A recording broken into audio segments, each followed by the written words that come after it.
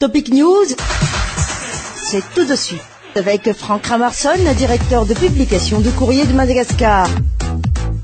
Et voilà, nous sommes mardi, comme vous l'avez compris, c'est l'heure de Topic News. Franck Ramarson, le directeur de publication de Courrier de Madagascar, va nous donner, partager ses connaissances, ses analyses également par rapport à la situation qui prévaut au pays. Inflation d'abord, Franck Ramarson.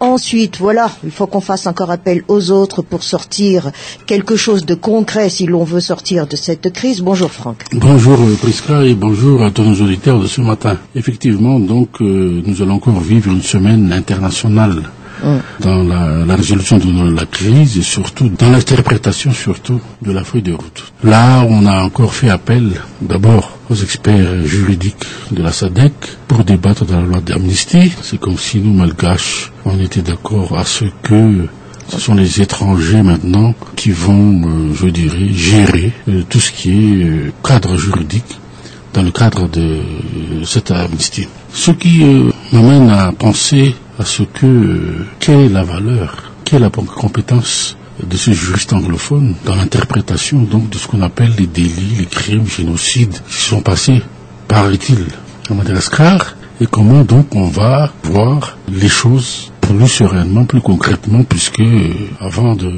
c'est inscrit dans la feuille de route, avant de passer aux élections, comme on dit, il faut donc adopter la loi d'amnistie. Je crois que cette loi d'amnistie, elle doit être revisitée, tout ce que donc les comités malgaches ont rédigé là-dessus. Donc, puisqu'il y a quand même des va-et-vient dans le ministère, donc peut-être aussi dans les chambres, que ce soit le CST ou le CT, et aussi donc il y a quand même un comité juridique à la primature qui doit aussi donner son avis. On ne comprend pas assez bien que vont faire ces experts Madagascar.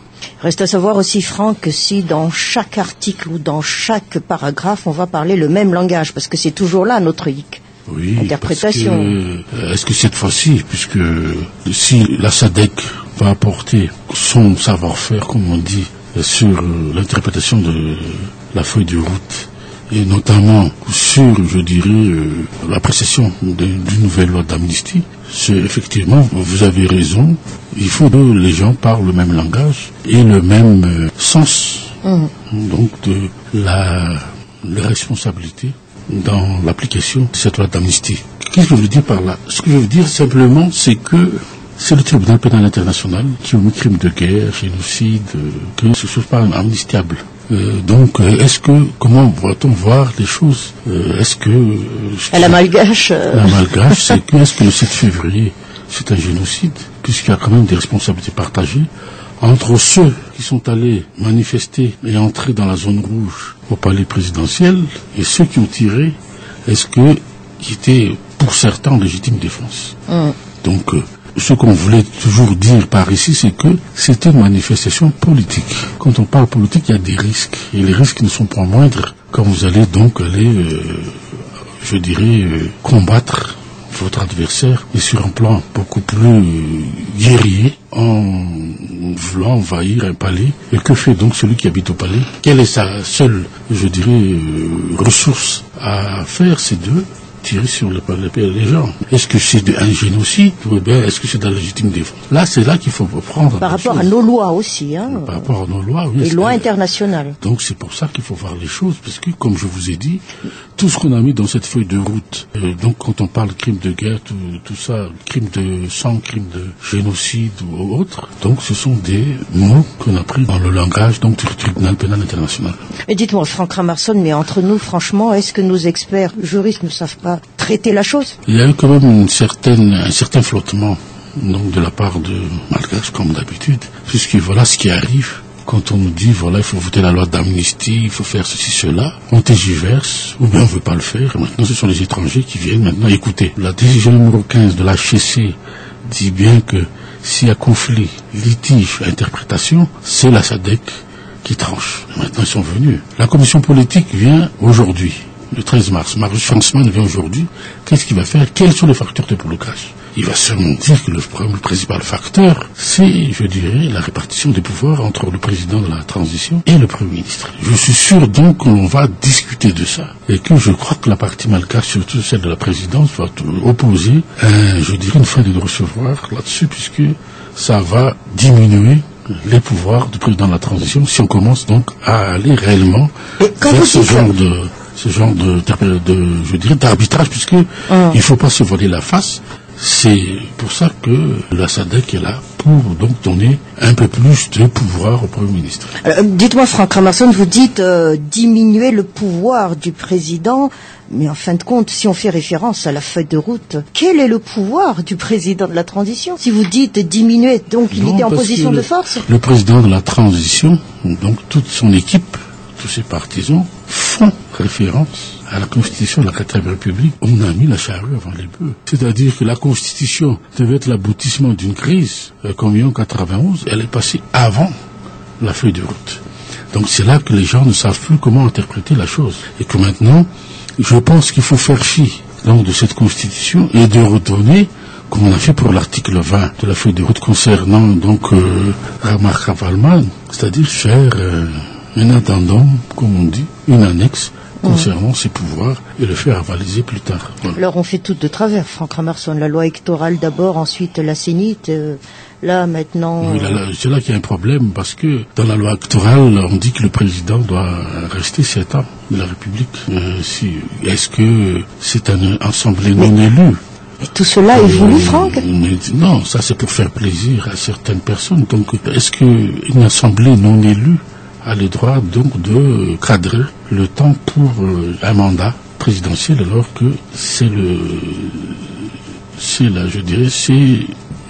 la prochaine présidente de la République, avec l'Assemblée qui sera constituée, qui est donc maître du jeu là-dessus.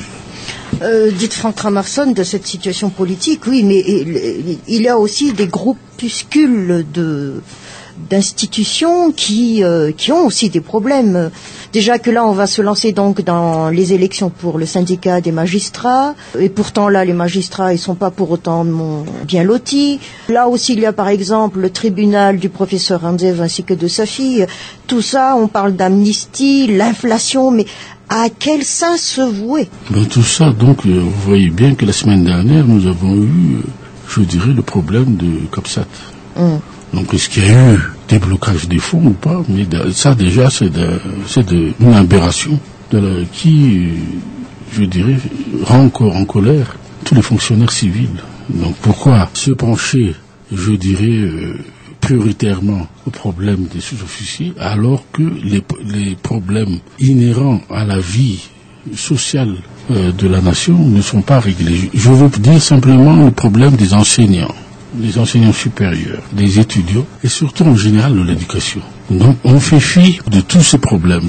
Je ne parle pas de problèmes de la santé, de logement, de tout ce qui est en éducation, en eau potable, donc tout ce qui est, je dirais, les services essentiels de base pour la population, qui ne sont pas, je dirais, donnés correctement par l'État malgache. Faute de budget, comme on dit, alors que dès que les militaires, dès que les sous-officiers bougent, donc on arrive à trouver une solution. Donc là, d'abord, je crois que c'est le ras-le-bol de la population qui va faire en sorte que la rue va parler d'ici quelque peu.